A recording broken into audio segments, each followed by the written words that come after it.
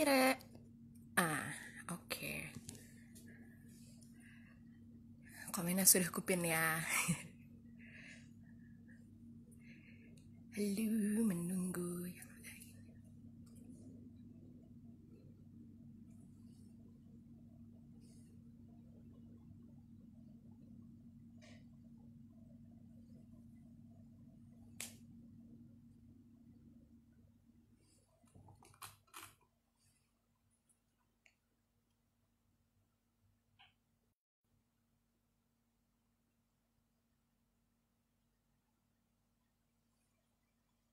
Hey.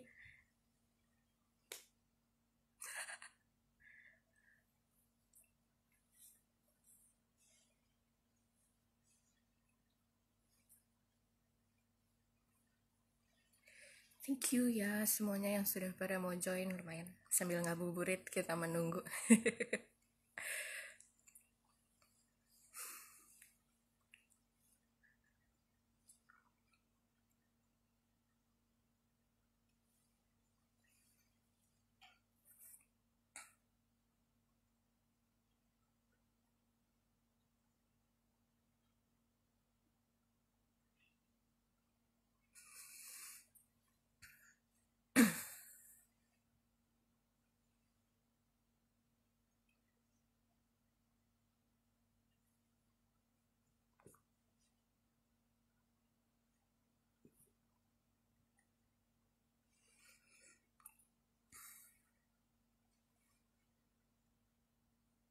Halo Kak Shob.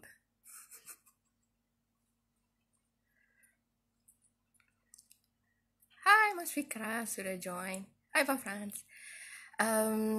Atau mungkin kita sambil menunggu mulai rame juga nanti orang-orangnya pengen sekalian intro. Hai Mas Fikra, sebenarnya kita intro sedikit tentang UID dan juga inisiatif ini. Nah, pengen cerita sedikit nih buat yang baru udah pada join, thank you so much. Dan nanti yang untuk nonton ini di story juga, thank you. Nanti silakan gabung lagi. Tuh, ini kita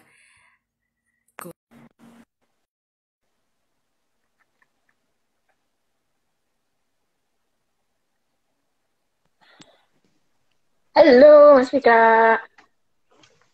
Halo, Halo, thank you ya sudah mau diajakin ngobrol bareng nih. thanks for having me. Hey, our pleasure. Mas Fikra, sedikit mungkin aku pengen intro dulu nih tentang this initiative dan juga a little bit of intro tentang Mas Fikra sendiri. Boleh ya? Minjem waktunya sedikit Oke, aja. Oke. sure. So, pengen cerita sedikit tentang UID, mungkin buat teman-teman yang pada baru join dan mungkin follower-followernya Mas Fika nih, mungkin yang belum pada tahu UID.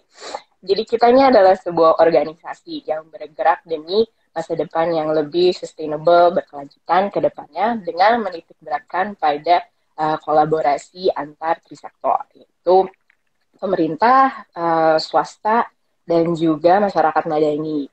Nah, kita ini juga selalu cari cara gimana sih tetap bisa beradaptasi di tengah era yang penuh disrupsi ini. Salah satunya kan kita lagi merasakan nih disrupsinya bersama-sama dengan adanya pandemi coronavirus ini gitu. Nah, jadi kita ada inisiatif Collab for Health, di mana alumni-alumni programnya UID kita ajak untuk nongkrong bareng, bergerak bersama bareng demi Indonesia yang lebih sustainable di tengah pandemi ini.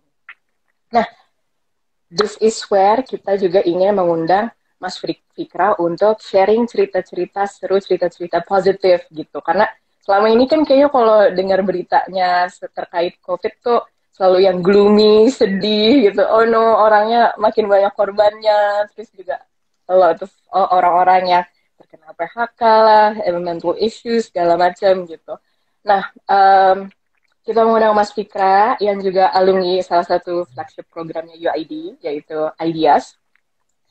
Um, dan juga Mas Fikra ini juga dari kitabisa.com. Ini pasti orang udah very familiar ya dengan Kitabisa.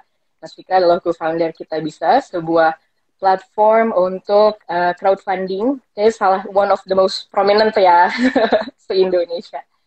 Um, Jadi kita pengen dengar cerita-cerita positifnya nih, karena aku kan follower banget nih Instagramnya Kita Bisa, terus selalu banyak cerita positif orang-orang baik se-Indonesia yang saling gotong royong untuk membantu gitu, even dengan apa ya tenaga sekecil apapun gitu. So, without further ado, aku ingin memberikan floor-nya untuk Mas Fikra.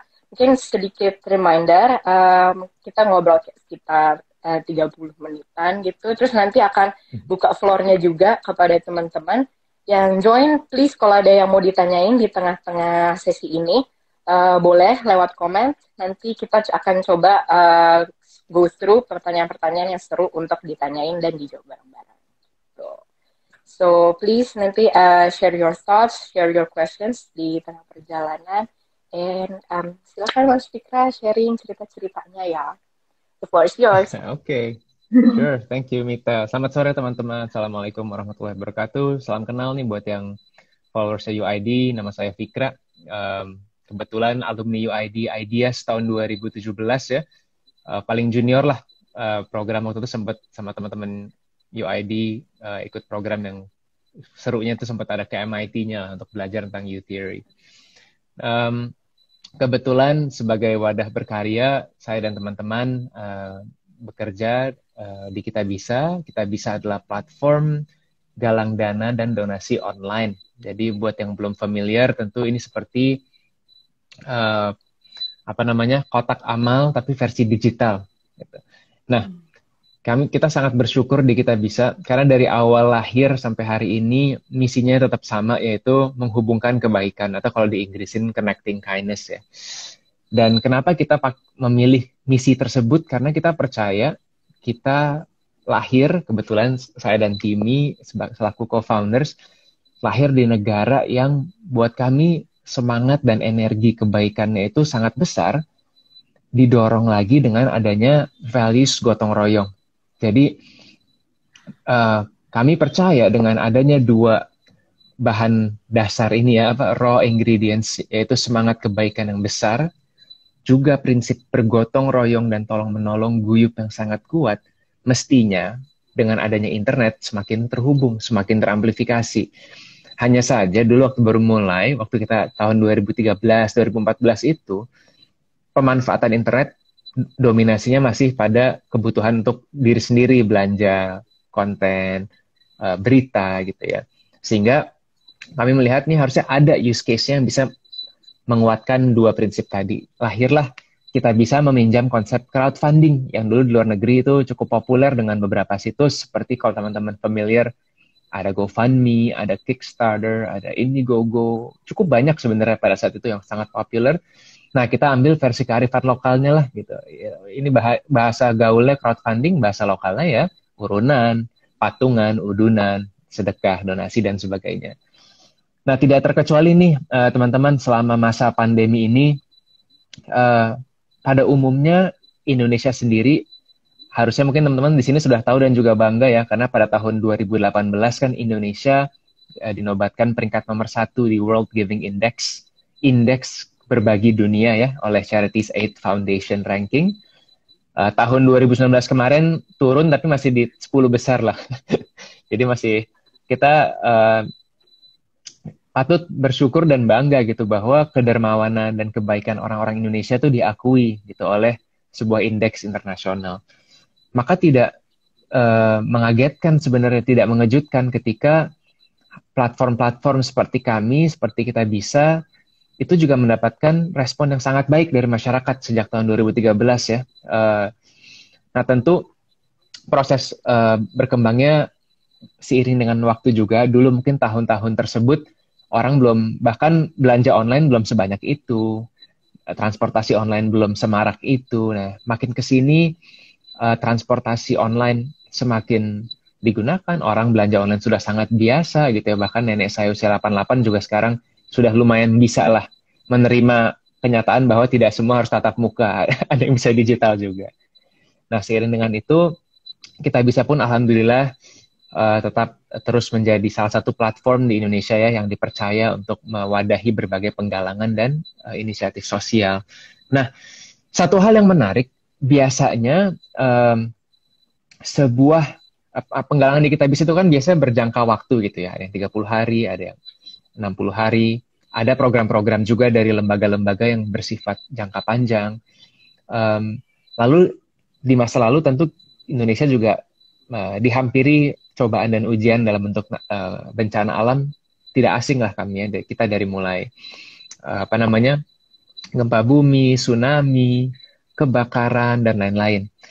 Tetapi yang menarik adalah umumnya natural disaster atau bencana alam yang terjadi itu tidak berlangsung selama yang kita sedang alami sekarang nih. Setidaknya peak-nya ya. Sementara untuk COVID-19, untuk pandemi ini, kalau saya baca-baca aja, katanya ini belum sampai peak-nya ya. Meskipun ada data lain yang suggest bahwa kita mulai flattening the curve gitu. Saya hanya mengamini saja, karena saya bukan pakar. Saya mengamini prediksi-prediksi yang optimis tentu saya amini, tapi juga tetap harus faktual dan juga cek reality seperti apa. Tapi setidaknya yang kita ketahui, di hari kesekian working from home ya, bagi kita-kita kaum privilege yang bisa kerja dari rumah, sepertinya masih akan terus berjalan situasi seperti ini. Dan di Kitabisa sendiri, alhamdulillah, seperti biasanya, masyarakat Indonesia kembali menunjukkan spirit of gotong royongnya. Bisa dilihat teman-teman di sini yang lagi di depan laptop atau lagi kalau di handphone nggak bisa ketutup nanti ini. Tapi kalau lagi di depan laptop, bisa cek di lawancorona.kitabisa.com. Itu kami buat satu landing page khusus, satu website khusus yang mendokumentasi berbagai kegiatan-kegiatan yang diinisiasikan oleh masyarakat seputar COVID-19. Jadi dari mulai, mungkin cerita singkat ya, karena mungkin teman-teman nanti juga bisa baca. Waktu di awal-awal tentu berita yang paling menghebohkan adalah kurangnya stok dan supply alat pelindung diri bagi para tenaga kesehatan. Di rumah sakit rujukan pula gitu ya. Di rumah sakit rujukan saja APD-nya sudah kekurangan pada saat itu ya. Bagaimana dengan di vaskes-vaskes lainnya yang bukan rujukan gitu ya. Bagaimana dengan yang situasinya vaskes ini berada di luar kota-kota besar, di mungkin daerah-daerah tier 3, tier 4 gitu ya di Indonesia. Jadi otomatis banyak inisiatif penggalangan dana yang dimulai pada saat itu berfokus pada bagaimana kita bisa menyediakan APD. Ini mungkin juga sudah banyak lah ya, kalau teman-teman, tidak hanya di Kitabisa ya, tapi di berbagai lini masa, di berbagai website dan komunitas, inisiatif banyak sekali. Alhamdulillah, tidak hanya donasi ya bentuknya, tapi juga banyak usaha-usaha yang sekarang UKM terutama ya, yang mereka shifting kapasitas produksinya menjadi bisa produksi APD. Mungkin tidak yang medical grade paling tinggi, tapi setidaknya yang bisa dipakai untuk acceptable level lah. Ya. Betul. Tidak buat masuk ke misalnya ICU atau emergency room, tapi bisa dipakai di rumah sakit setidaknya. Ini menarik sekali gitu, karena di Kitabisa ada satu contoh, salah satu rekan sesama pengusaha juga ya, dari Cotton Ink ya, brand lokal.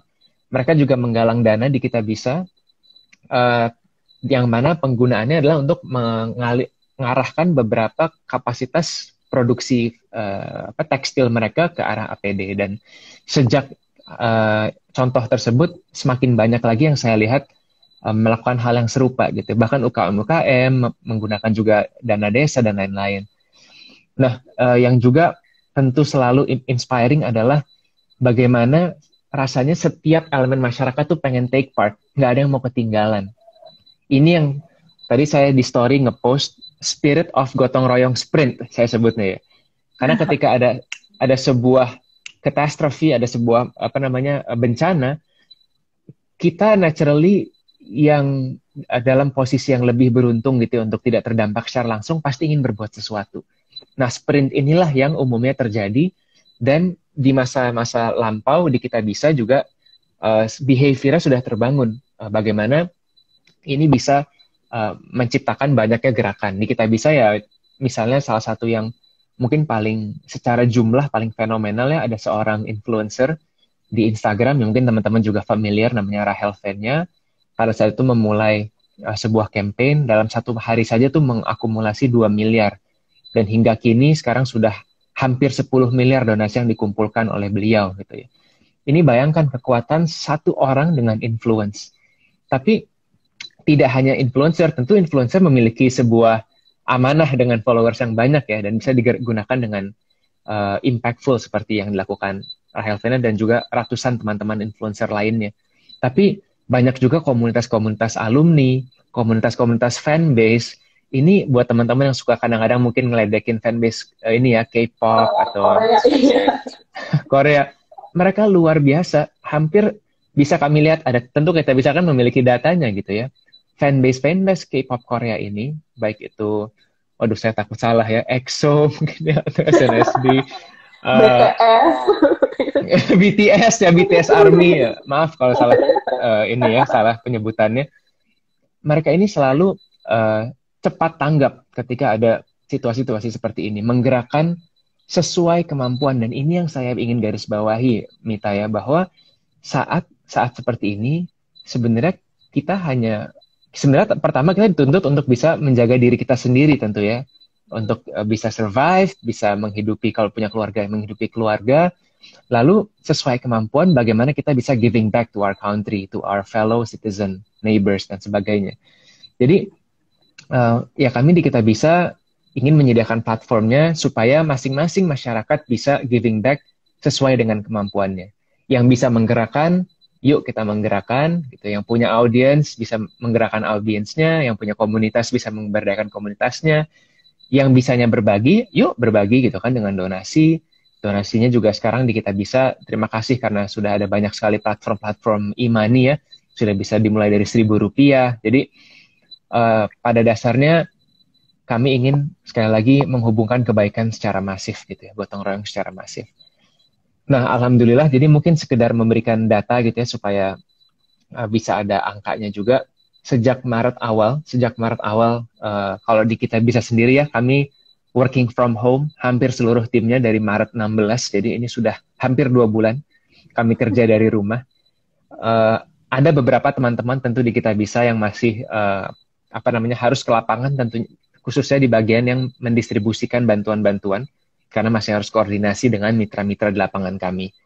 Tapi sekedar statistik aja, khusus untuk COVID-19, dan tentu selama COVID ini di Kita Bisa masih jalan juga penggalangan-penggalangan dan program lainnya ya. Tapi ini hanya data seputar COVID-19, sudah ada 134 miliar donasi yang terkumpul dari 782.000 donatur di seluruh Indonesia. Dan bahkan dunia, karena ada juga diaspora yang ikut menyumbang. Jadi mungkin angka donasinya itu satu hal, dan tentu kami bersyukur gitu ya, ini menjadi salah satu sumbangsih kita kembali kepada negara, dan kita bisa menjadi wadahnya, alhamdulillah sekali. Tapi tentu yang lebih menggerakkan kami di tim adalah 782.000, hampir 1 juta dari masyarakat yang ikutan urunan, patungan, gotong royong, tolong menolong di platform kami. This is what humbled us. This is what fuels the team di Kita Bisa, yang bikin kami, meskipun ini bisa dibilang mungkin kalau tim, aduh ini hektik sekali ya, kegiatannya banyak sekali sekarang di tim gitu. Tapi setiap melihat dampak nyatanya, baik di angka maupun di dampak nyata, itu yang bikin kami terus semangat untuk progressing. Dan tadi kan Mita cerita, kami selalu mencoba mengkomunikasikan cuplikan-cuplikan inspiring stories ini di Instagram kami, ada juga Facebook dan Twitter, tapi sepertinya Instagram sekarang media yang paling mudah ya untuk menyebarkan berita baik. Jadi di @kitabisa.com kami selalu memberikan cuplikan-cuplikan inspiring stories lah. Misalnya yang paling baru belakangan ini kan, sekarang tentu semua sudah menggalakkan penggunaan masker ya kalau keluar rumah. Tapi ternyata kita melupakan ada sahabat-sahabat teman tuli yang jadi sulit berkomunikasi kalau orang-orang pakai masker. Karena tentu ya di antara kita siapa sih yang berapa banyak yang bisa bahasa sign language gitu kan. Tidak, pasti sedikit sekali. Jadi biasa teman-teman tuli ini kan melihat pergerakan di mulut ya untuk orang bisa berbicara. Nah, kemarin ada inisiatif juga dari teman-teman yang membuat dari kalau tidak salah seorang campaigner namanya Ivan Ohsia yang membuat masker yang bersahabat untuk teman tuli, karena tengahnya transparan. Bukan tengahnya bolong ya, kalau nggak percuma pakai masker. Tapi tengahnya transparan sehingga tetap melindungi, tetap sebagai fungsi melindungi, tapi juga teman-teman tuli tetap bisa melihat gesture mulut dari sang pemakai masker tersebut. Ini satu contoh aja gitu cerita ya. tengah banyaknya cerita-cerita yang kami coba di-share, kami coba di-post juga gitu ya. Tentu banyak cerita-cerita di mana mungkin sahabat-sahabat dari kalangan yang terkadang kita merasa oh mereka yang perlu dibantu ya, tapi malah mereka yang membantu gitu ya. Pedagang-pedagang yang memberikan makanannya secara gratis ke yang membutuhkan, atau kita bisa melihat di beberapa lokasi ya, beberapa tempat yang mereka secara independen ya, nggak pakai platform-platform digital, nggak pakai gitu ya, tapi bikin misalnya sharing makanan sesama, jadi yang naruh aja kantong plastik silahkan diambil gitu ya. Ini salah satu program yang juga dijalankan oleh partner kami bekerja sama dengan salah satu alumni UID juga, Mbak Alisa Wahid ya, dengan Gus Durian ya. Luar biasa karena salah satu program yang dijalankan oleh teman-teman Gus Durian melalui inisiatif Saling Jaganya adalah tadi semacam, saya lupa nama persisnya, mungkin bisa dicek ke Mbak Alisa, tapi semacam kayak box kejujuran lah ya, kantin kejujuran. Jadi bisa menaruh makanan untuk diambil oleh masyarakat lain yang membutuhkan. Dan ini sangat luar biasa. Sekali lagi, kita nggak tahu ini berjalan berapa lama gitu. Dan makanya yang saya juga penasaran gitu ya. Penasaran dalam artian, apakah spirit gotong royong ini bisa lasting selayaknya sebuah maraton, tidak hanya sebuah sprint. Karena sudah pasti, kalau misalnya, saya juga baru pernah half marathon, belum pernah marathon full ya. Tapi kalau dalam kita berlari jarak panjang itu kan nggak mungkin kita sprint all the way through 21 atau 40 kilometer ya. Pasti harus kita pace juga, jaga supaya ini bisa berlangsung terus-menerus, semangat tolong-menolong ini. Kita bisa melihat tentu di lini masa, di social media, secara kesehatan mental, secara kesehatan finansial, mulai banyak yang memang terdampak secara serius, bahkan dari kalangan yang bisa diklasifikasi sebagai kalangan menengah ya. Jadi disinilah kita bisa juga kembali berpikir gitu ya, bagaimana sih kami bisa lebih strategis lagi. Kemarin yang inisiatif yang saya sebut sprint sudah berjalan gitu ya, dan sampai sekarang pun masih berjalan. Tapi apalagi yang bisa kita lakukan gitu. Nah disinilah kita coba membuat beberapa inisiatif-inisiatif yang sifatnya lebih ke depan dan jangka panjang. Gitu ya. Salah satunya ada program namanya Keluarga Asuh yang kami sudah ada, bisa diakses di keluargaasuh.kitabisa.com, dan ini sifatnya lebih memberikan sembako langsung kepada keluarga. Jadi ibaratnya kalau dulu mungkin kalau di GN OTA ada orang tua asuh gitu ya, kita memberikan beasiswa untuk anak-anak. Kalau Keluarga Asuh ini kita memberikan sembako kepada keluarga yang membutuhkan gitu, dan harapannya ini nggak perlu, kita tidak pesannya bukan kasih gede sekarang, tapi bagaimana kita bisa kasih secara bertahap dan berkala bulan ke bulan. Karena sekali lagi, meskipun saya pribadi selalu mengamini proyeksi dan prediksi kondisi sudah membaik, kan kalau kita lihat secara pragmatis, vaksinnya aja belum ada sekarang ya. Vaksinnya bisa jadi baru ada di estimasinya kalau tidak salah 2021 gitu ya. Sehingga menjelang adanya solusi konkret seperti vaksin, tentu inilah yang suka, kalau kita lihat di media-media sekarang disebut sebagai new normal kan. Nah, new normal itu seperti apa? Ada sektor-sektor yang bisa beradaptasi, sektor digital seperti ya, alhamdulillah kita bisa di sektor digital. Justru di sini peran kami untuk harusnya bisa take lead, membantu dan give back kembali ke masyarakat. Tapi ada sektor-sektor yang akan terdampak secara jangka cukup panjang ya, jangkanya lumayan jangka panjang, seperti retail, seperti F&B, pariwisata, events gitu ya. Dan di sini kan berarti ada orang-orang yang akan terdampak secara struktural akan terdampak gitu, secara sistematis akan terdampak gitu. Mereka harus pindah sektor kalau memang memungkinkan. Nah, jadi inilah yang sedang kami pikirkan. Satu, kami mengeluarkan program Keluarga Asuh dan juga meng-highlight pesan-pesannya adalah bahwa yuk keep giving gitu. Alhamdulillah sekarang juga kita sedang memasuki 10 hari terakhir ya dari bulan suci Ramadan gitu ya. Bulan-bulannya dimana kalau buat umat muslim kan katanya ini bulan paling afdol ya, bulan spesial untuk giving back, pahalanya berlipat-lipat ganda. Saya rasa juga ya mungkin itu menjadi pesan tersendiri gitu, karena di saat-saat ini gitu kita perlu memberi yang terbaik untuk bagaimana bulan-bulan ke depannya nih gitu. Beberapa sahabat-sahabat kita, masyarakat yang terdampak tetap bisa bertahan hidup gitu. Nah, jadi kurang lebih itu salah satu inisiatifnya. Yang kedua juga kami buat teman-teman yang mau lihat juga kita punya inisiatif baru namanya Kita Bisa Plus. Bisa diakses di plus.kitabisa.com. Jadi ini adalah konsep donasi dan saling jaga. Jadi plusnya itu donasi plus saling jaga antar donatur untuk kebutuhan kesehatan. Karena tidak ada COVID-19 pun, penggalangan dana untuk kategori kesehatan itu merupakan penggalangan dana dengan jumlah kuantitas terbesar di Kitabisa, terbanyak. Jadi sebuah fakta bahwa akses terhadap kesehatan, fasilitas kesehatan maupun akses terhadap pengobatan itu masih belum merata. Terlepas upaya terbaik dari pemerintah ya, saya yakin dengan adanya jaminan kesehatan masyarakat, BPJS Kesehatan dan lain-lain, tapi faktanya belum merata sehingga platform seperti Kita Bisa inilah, platform crowdfunding seperti kami yang menjadi salah satu opsi bagi mereka gitu. Nah, sekarang ditambah adanya COVID-19 gitu. Dan COVID ini juga masih sangat membingungkan perawatannya juga ya. Ada yang katanya relapse ya setelah sembuh kena lagi. Banyak kasus ya, alhamdulillah sekarang di Indonesia kalau berdasarkan statistik kan lebih banyak yang sembuh ya daripada yang fatal. Tapi kita nggak pernah tahu ke depannya apakah virus ini akan bisa berevolusi lagi. Tentu sebagai orang awam yang bukan pakar medis, saya hanya mengikuti berita-berita dari pakar gitu ya, dan rasanya juga kita harus pilih-pilih ya kalau memilih membaca berita, tidak perlu overdosis juga. Saya cuma coba sekali sehari aja saya checking what's new, what's factual, sudah cukup gitu kan.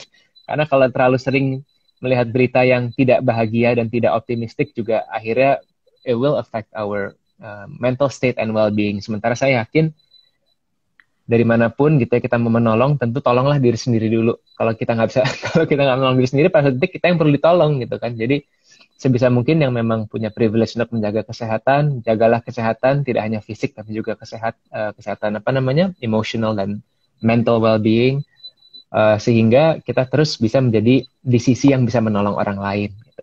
Nah, Kita Bisa Plus menjadi inisiatif kedua di Kita Bisa yang kami gerakan untuk membuat tadi ya pola tolong menolong yang lebih jangka panjang. Jadi bukan buat membantu sekarang nih, tapi ini tolong menolong buat kalau di masa depan ada yang sakit.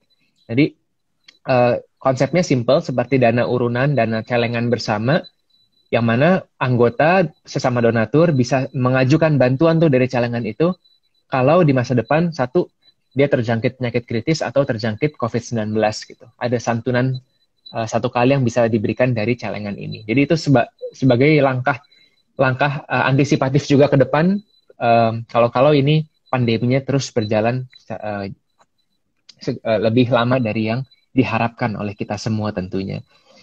Ya, jadi kurang lebih mungkin itu sih cuplikan dari apa yang terjadi di Kita Bisa hari ini. Tentu teman-teman dengan 10 hari terakhir Ramadan ini kita sedang mengajak untuk yuk kita terus berbagi. Mungkin tidak perlu secara jumlahnya besar, tapi terus menjadi sebuah habit gitu ya. Bagaimana ini bisa menjadi sebuah habit? Hopefully ini menjadi seperti exercise melatih otot berbagi kita sehingga kita tidak hanya tidak hanya terbiasa berbagi materi tapi juga bisa berbagi yang lain seperti berbagi waktu kita, berbagi makanan, berbagi perhatian dan sebagainya. Ini sebagai generosity muscle gym gitu. Jadi buat teman-teman yang mau, ini sedikit mungkin plug promo sedikit. Di aplikasi Kita Bisa ini yang sedang kita ajak untuk para hashtag orang baik, siapapun itu yang ingin melatih otot berbaginya, silahkan install aplikasi Kita Bisa di Play Store dan iOS untuk kita bisa menjaga terus spirit gotong royong ini selama menjadi maraton dan tidak hanya sprint saja. Thank you, Mas Fikra. So inspiring. Aku banyak banget nih catatan-catatannya. Apalagi itu yang bagian terakhir itu ngena banget sih gimana caranya kita exercise berbagi, melatih generosity muscle-nya kita. Nah, aku mau membuka waktu ini untuk tanya jawab. Jadi buat teman-teman yang lagi join, kalau ada yang mau ditanyain kepada Mas Fikra, Silakan ditulis di komen. Nanti aku akan coba bacain. Ini sepanjang tadi kita ngobrol, udah ada beberapa pertanyaan nih. Nah, pasti Mas Fira kenal sih yang nanya siapa. Ini dari Pak Frans. Oh, Pak Guru ini, Pak Guru, Pak dosen. Dari Frans Sugiarta. Siapa ya? Nah, nih Pak Frans bertanya, kalau kita bisa diibaratkan seperti anak yang sedang bertumbuh, dia sekarang sedang dalam masa apa gitu, kalau dari pandangannya Mas Fika? Kalau Pak dosen suka nanya yang filosofis-filosofis gini nih, susah jawabnya. Oke. Seru. Kalau berbicara empiris ya, kita bisa itu sekarang usianya menjelang 7 tahun. Dan saya ngelihat juga memang kita bisa nih seperti layaknya, saya belum pernah, anak saya masih 3,5 tahun ya, tapi kalau saya lihat 7 tahun itu kan masuk SD, lagi konsep dunianya sudah mulai terbentuk, sudah mulai tahu apa dia senangnya apa, karena udah sekolah, mungkin ada yang sukanya olahraga, ada yang sukanya belajar matematika atau bahasa dan sebagainya. Nah, kita bisa nih di tahun ke-7 kami, alhamdulillah ya sampai ke tahun ke-7 nih, kita sedang berada di fase mungkin dia old soul ya, jadi tahun ke-7 dia mulai mencari jati dirinya gitu, mempertanyakan kembali jati dirinya. Oke, kita sudah 7 tahun mendapatkan amanah kepercayaan, alhamdulillah dari jutaan orang-orang di Indonesia untuk menyalurkan kebaikan gitu ya. Banyak pelajarannya, banyak bodoh-bodohnya, dan banyak bersyukurnya juga karena bisa berkolaborasi sama berbagai pihak yang nothing short but amazing. Karena sekali lagi kita bisa cuma ngebangun platform. Kalau nggak ada orang yang pakai, ya udah ini lapak sepi gitu. Ini hipotesis kita nggak terbukti kalau orang Indonesia-nya memang tidak baik gitu ya. Nah, sekarang kita sedang ibaratnya tuh sambil tentu karena ada situasi seperti pandemi ini, kami sebisa mungkin melayani dan memperbaiki layanan yang ada saat ini, tapi juga di belakang sambil bertanya gitu, kemana arah kita sebenarnya gitu. Kindness ini apa sih yang selama ini kami gunakan sebagai misi? Kindness itu apa saja? Apakah kindness hanya berbagi uang? Tentu rasanya terlalu reduksionis kalau kita klasifikasi kindness hanya di donasi. Jadi saat ini sebagai platform dengan misi yang harapannya ini misi yang evergreen ya, everlasting, sebagai connector of kindness, kami sedang bisa dibilang berkontemplasi lah, bertafakur gitu ya. Apakah bagaimana kita bisa sebagai platform digital bisa terus menjadi sarana dan sahabat bagi masyarakat-masyarakat yang ingin menyalurkan energi dan semangat kebaikannya, apapun itu bentuknya. Jadi kurang lebih fasenya seperti itu sih. Usia 7 tahun, tapi mungkin dia cukup awal sadar akan pentingnya self-awareness gitu. Kayaknya karena sering nonton YouTube dan bergaulnya sama orang-orang yang inspiring gitu. Oh, thank you. That's so nice.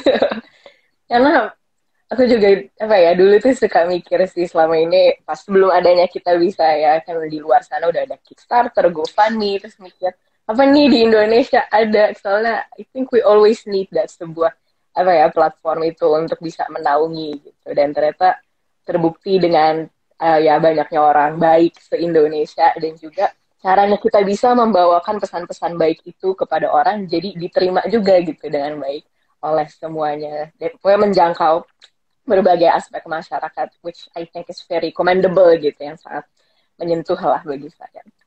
Alhamdulillah, terima kasih. Ada lagi nih pertanyaan.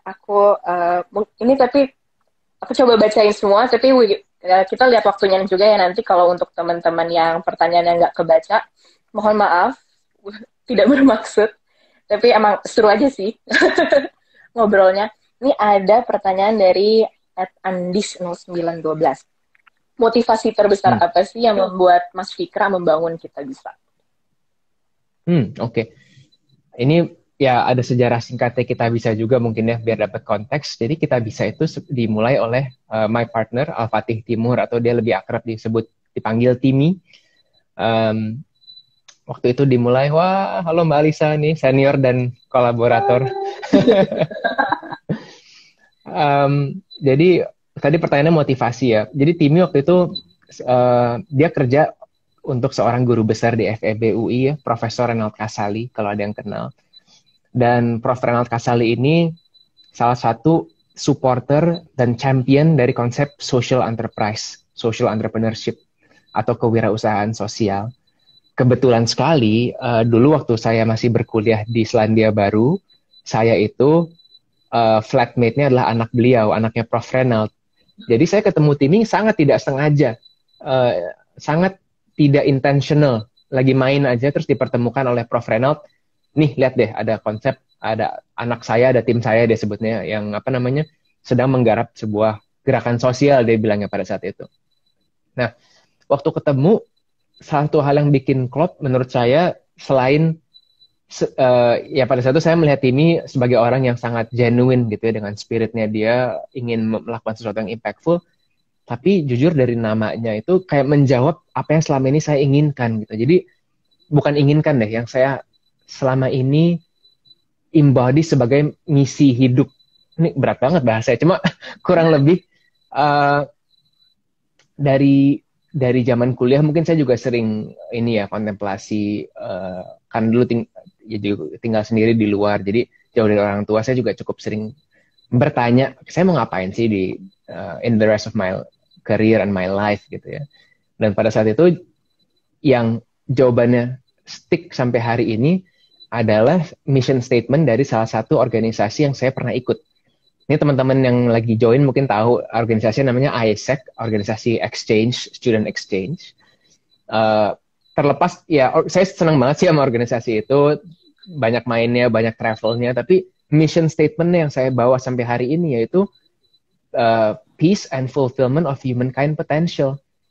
Jadi nggak tahu kenapa saya pas baca itu tuh kayak aha moment aja gitu, kayak dapat sebuah ilham gitu ya, kayak wah ini saya internalize jadi my personal mission lah. Jadi apapun yang saya lakukan, saya inginnya bisa memberi dampak berupa kedamaian. Kedamaian turunannya bisa juga dalam bentuk kasih sayang, ulas asih, kebaikan, yang mana di kita bisa kan tagline-nya kebaikan, serta membantu orang menjadi versi terbaik dari dirinya.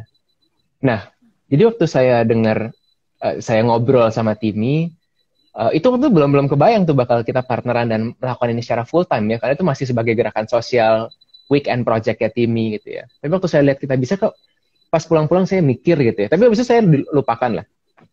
Singkat cerita, suatu hari Timi mengontak gitu, kayak mengajak kayak yuk kita seriusin yuk, kapan lagi sih, mumpung kita masih kurang lebih masih muda, kalaupun salah ya wes balik lagi kerja aja gitu kan. Tapi mumpung masih muda, full time yuk, kita bangun, kita bisa gitu. Jadi kurang lebih itu sih, saya mungkin agak kemana-mana, tapi pada dasarnya karena saya ngerasa waktu di pitch kita bisa sama Timi, itu resonate banget with my own personal life mission ya, with my personal values. Dan alhamdulillah 7 tahun perjalanan ini penuh dengan keseruan, pelajaran, ups and downs, tapi I always feel fulfilled. Gitu. I always feel blessed and I always feel humble with this journey. Mungkin gitu ya. Jadi that's what kept motivating me even in our 7th year ya. Kalau tanya bosen atau enggak, ya alhamdulillah enggak sih, karena challenge-nya juga baru terus tiap hari. That's so nice. Semoga menjawab ya. Thank you Mas Fikra.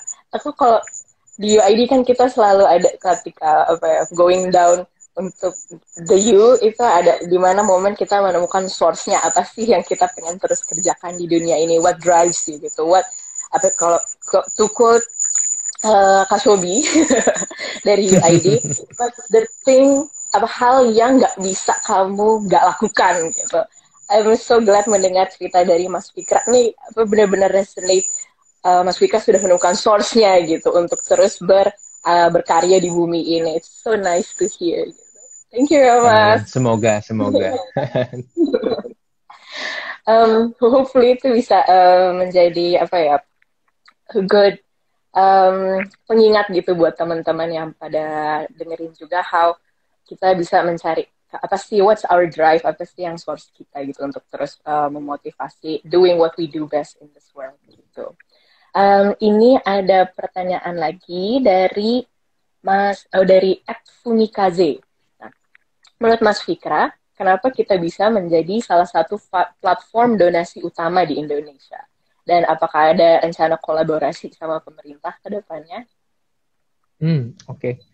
Terima kasih Fumikaze. Yang pertama, mungkin karena kita yang bisa dibilang masih bertahan hidup dari era-eranya di saat itu ya.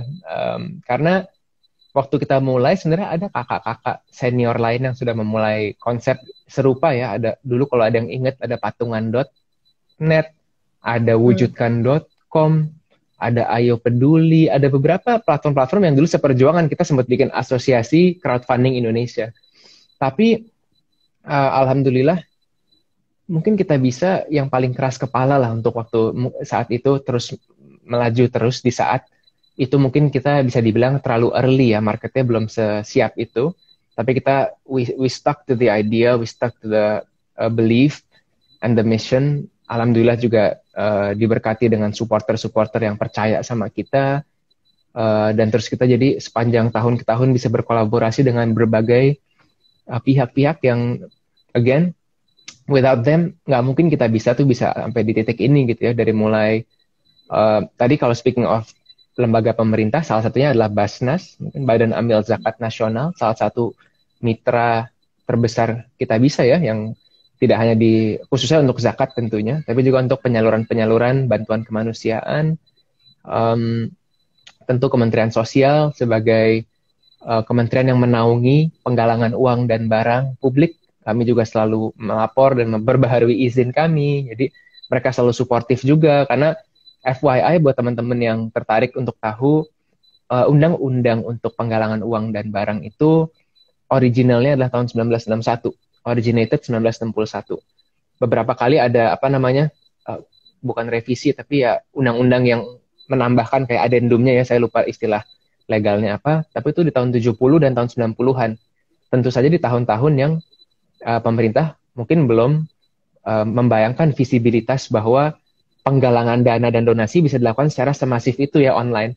Implikasinya apa? Buat teman-teman yang tertarik yang mungkin juga lagi menggarap yayasan, kalau ingin melakukan aktivitas penggalangan uang dan barang secara publik, itu lisensinya harus diperbaharui setiap 3 bulan. Jadi ini proses yang tentu harapannya ke depan bisa dipermudah, jadi semakin banyak pihak yang bisa menggerakkan kebaikan seperti ini gitu ya. Nah selain itu, tentu kami selalu kalau berkaca ke belakang, it's really about collaboration. Nggak ada jawaban lain gitu. Kita nggak bisa menjadi platform yang bertahan hingga hari ini. Alhamdulillah tetap dipercaya, dan alhamdulillah terus menjaga dan mengedepankan amanah dari para hashtag orang baik ya, donatur, muzaki, para orang yang berbagi di Kita Bisa, karena kolaborasi. Jadi kolaborasi itu baik di level tadi ya, menginisiasi penggalangan dananya, seperti sama Mbak Alisa tadi untuk yang saling jaga inisiatif, maupun dari sisi regulasi sama pemerintah, maupun dari sisi audit sama pihak yang mengaudit, maupun dari sisi menjaga kepercayaan dengan mitra-mitra implementasi. So the key is collaboration gitu. Especially nowadays, kita kan udah sulit ya untuk jadi jack of all trades ya. Jadi mesti sadar diri terkait core competence yang kita miliki.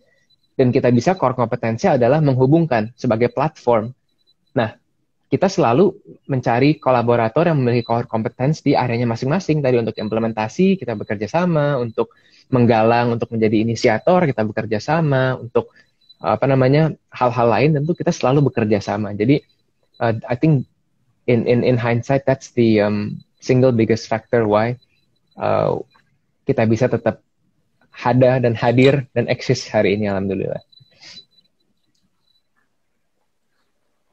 Thank you, Mas Fikra. That's so important, dan emang kadang kita suka lupa gitu bahwa maksudnya dengan era yang sebenarnya banyak gontok-gontokannya ini, kita justru suka lupa gitu bahwa to get to the best tuh bukannya justru kita malah kompetisi, but we have to collaborate gitu.